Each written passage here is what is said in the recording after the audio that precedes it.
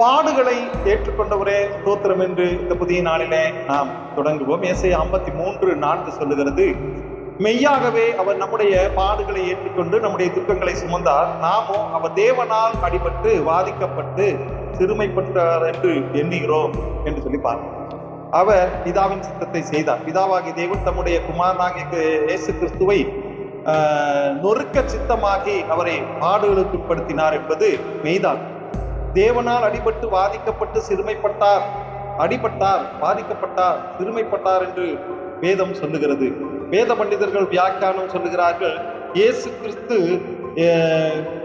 பரிசுத்தமாய் தன்னுடைய பிதாவின் சித்தத்தை செய்வதற்கு அவர் தேவனுடைய குமாரனாய் இருந்தும், தகுதியுள்ளவராய் இருந்தும் கூட நமக்காக எல்லாவற்றையும் சகித்தார்.